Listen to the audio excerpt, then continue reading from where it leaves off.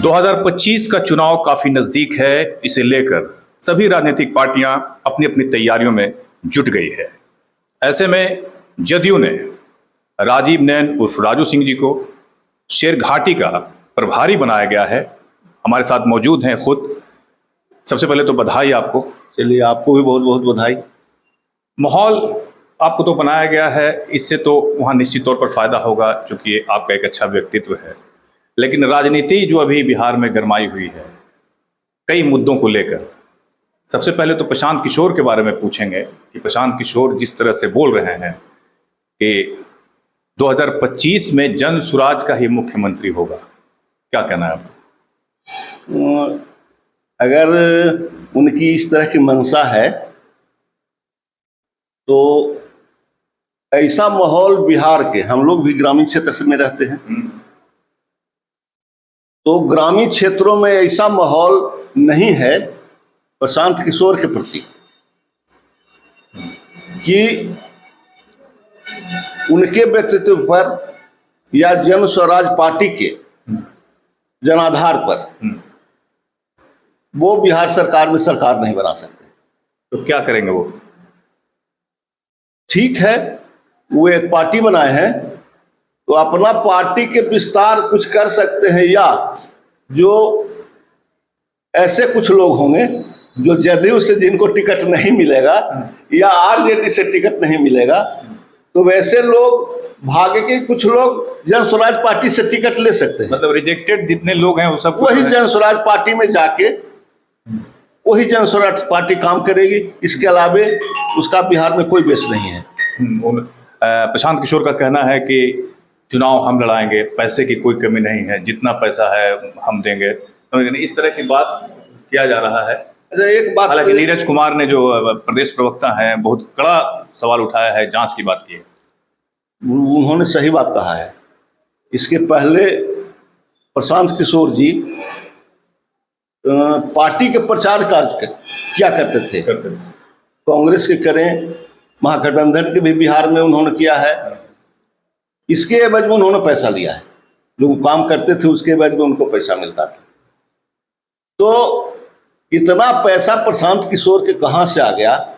इसका मतलब जरूर कोई ऐसा अवैध काम वो करते हैं जहां से अकुत संपत्ति आ रहा है। ऐसा नहीं है कि बिहार से बहुत बड़े बड़े उद्योगपति उनको चंदा दे रहे हैं या कोई बिहार से आम जनता उनको चंदा करके दे रही है। जांच होनी चाहिए कि जिसके चलते उनको अकुत संपत्ति हो गया है। तो निश्चित तौर से अगर ऐसा बयान वो देते हैं तो निश्चित तौर से कहीं न कहीं से अनैतिक धन कमाने का उनका जरिया है। तो निश्चित तौर से उसका जांच होनी चाहिए।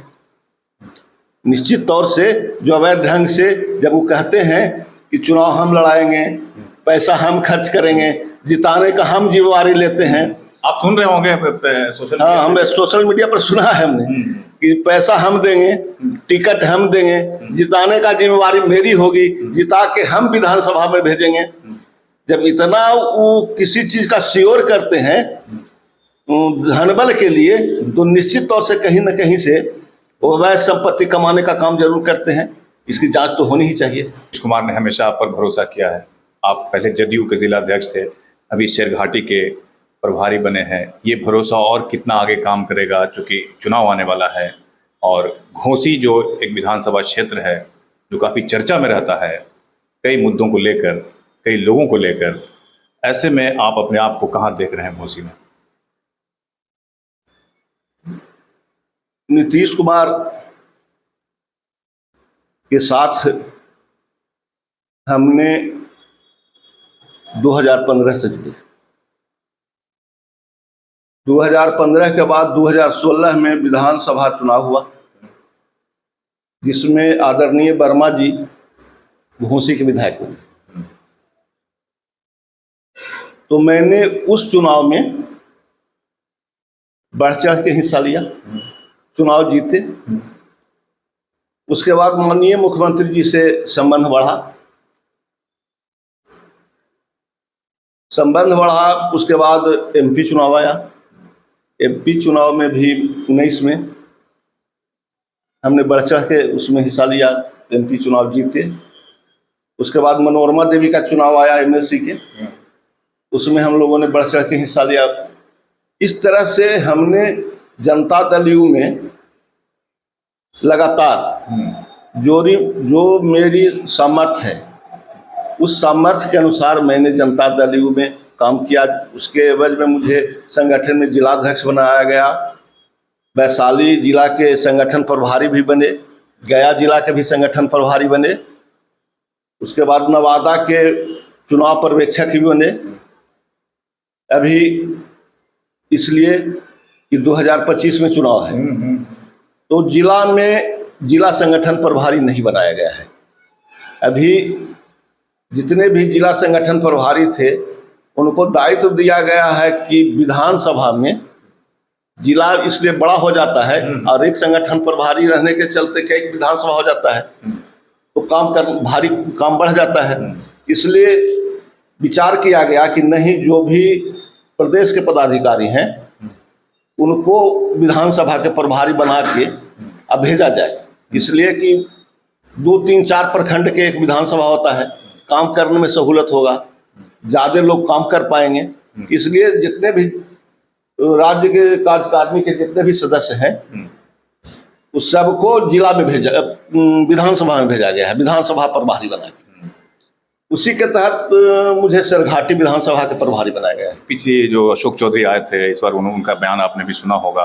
उन्होंने जो कहा था कि जो भी मतलब पार्टी के लिए काम नहीं किया उसको हम जदयू से लाभ नहीं होने देंगे, जिस तरह का। तो इससे तो लगता है कि जो भी और भी उम्मीदवार वहाँ जो आस लगाए हैं उनका तो कम चांस लग रहा है टिकट का। देखिए संगठन है, आप अगर संगठन में किसी पद पर हैं तो आपका दायित्व बनता है कि संगठन के लिए काम करें।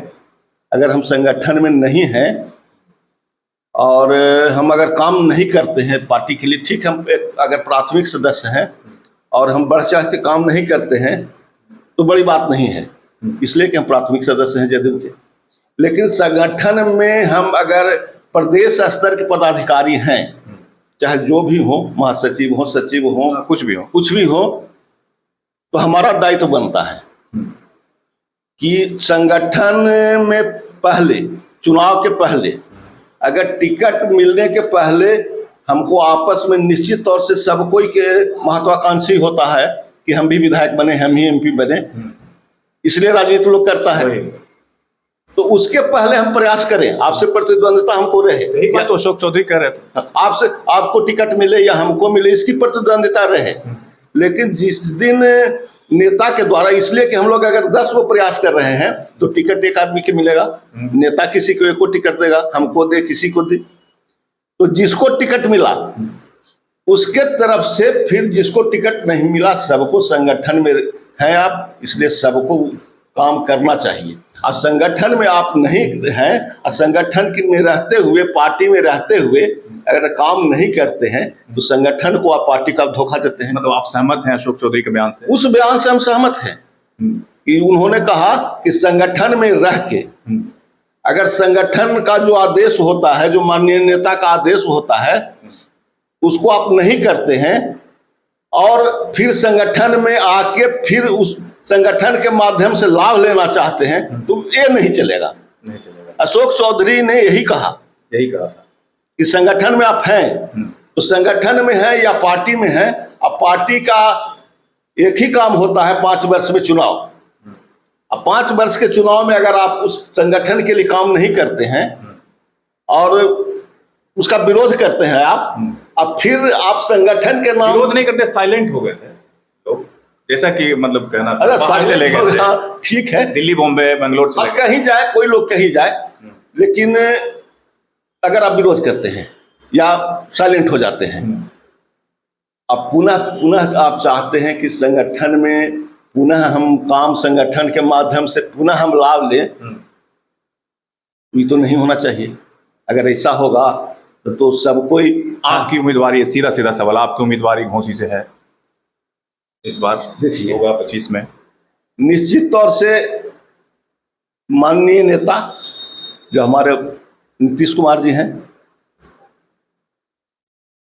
तो हम प्रयास करेंगे कि संगठन से टिकट मिले। हर कोई प्रयासरत रहता है, इसलिए हम प्रयासरत रहेंगे निश्चित तौर से कि घोसी से चुनाव लड़ें। और ये निश्चित है कि माननीय नेता के द्वारा मुझे टिकट दिया जाएगा और मैं निश्चित घोसी से चुनाव लड़ूंगा किसी भी परिस्थिति में। और जीतेंगे भी? जीतेंगे, निश्चित जीतेंगे। इसलिए कि जितने भी हम तो इतना कहते हैं कि दलित, महादलित, अति पिछड़ा समाज के लोग हैं, उसमें सर्वे करा लिया जाए। हम यह बात प्रदेश कार्यालय में भी कहे हैं कि सर्वे करा लिया जाए। अगर अति पिछड़ा दलित, महादलित में अगर हमसे ज्यादा अगर किसी को चाहता है तो सर्वे में अगर रिपोर्ट आ जाएगा कि नहीं आपसे ज्यादा फलना को चाहता है दलित, महादलित या अति पिछड़ा, तो हम निश्चित रूप से अपना दावेदारी हटा लेंगे। चलिए, बहुत बहुत धन्यवाद, आभार आपका। बहुत अच्छा रहा आपका जो है आपसे बातचीत। हमारे साथ थे राजीव नैन उर्फ राजू सिंह जी, जो जिलाध्यक्ष भी रहे हैं और शेरघाटी के भी प्रभारी जदयू के द्वारा बनाए गए हैं। घोसी से अपनी दावेदारी कर रहे हैं और प्रशांत किशोर को लेकर भी इन्होंने बहुत ही जोरदार बयान दिया है। ज़मीन सर्वे को लेकर भी इन्होंने बयान दिया है और अब आने वाले समय में पता चलेगा इनकी उम्मीदवारी पे क्या होता है और क्या क्या वहाँ घोसी में होता है, किनको उम्मीदवार बनाया जाता है। ये सब कुछ आने वाले समय में पता चलेगा। फिलहाल इजाज़त दीजिए, नमस्कार।